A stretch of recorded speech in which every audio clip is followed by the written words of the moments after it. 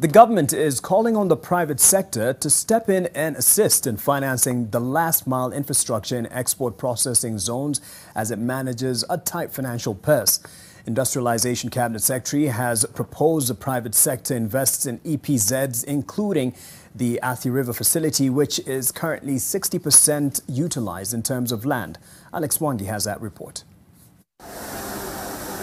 The export processing zone in Athi River provides employment to thousands, besides being a critical source of foreign exchange revenue. Given the dire financial circumstances the government finds itself in, occasioned by the effects of the COVID-19 pandemic and failure to tame the public wage bill, the private sector is being called upon to plug the investment deficit in EPZs. But now we also need to work also with the private sector in order to put up the godowns, because we don't have as much money. So government is putting in the money for the horizontal infrastructure. The government is seeking to transform Naivasha into another industrial hub, over and above the town's renowned tourist attractions and hospitality branding. In Naivasha, for instance, there will be a special duty, a special tariff of power of 5 cents for those that set up in Naivasha. We are already pumping in water into Naivasha and starting to put in and build up the horizontal infrastructure. But now, I think the opportunity for the private sector is to come and work in putting up the verticals, setting up the godowns which they can also lease to investors at favorable terms.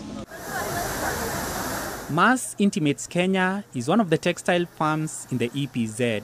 It employs 1,500 workers, with plans to scale up to 3,500 by 2024.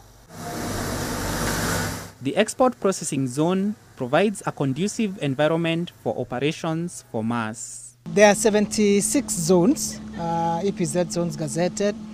This is a government one, but there are others which are private. In the context of this Athi River one, it's about 1,000 acres, but we've built up a bit under 600 acres so far. So there's still some land, as you can see, that we can put up more go-downs for factories to set up.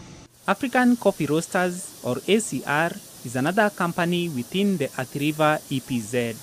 It sells processed coffee to Denmark, Finland, Germany, and Holland. To satisfy the demand for its vast market, ACR also imports green beans from Latin America. Alex Mwangi, NTV.